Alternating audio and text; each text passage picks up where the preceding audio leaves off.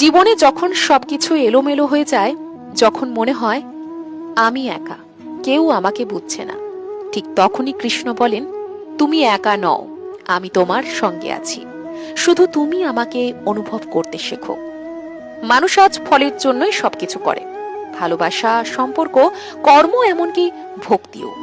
কিন্তু কৃষ্ণ শেখান এক গভীর সত্য, ফলের চিন্তা ছেড়ে নিজের কর্মে মন দাও। তোমার দায়িত্ব শুধু চেষ্টা করা, বাকি দায়িত্ব আমার।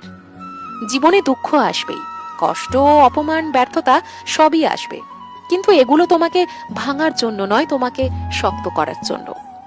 কৃষ্ণ বলেন, যে কষ্ট সহ্য করতে শেখে সেই তো সত্যিকারের যোদ্ধা।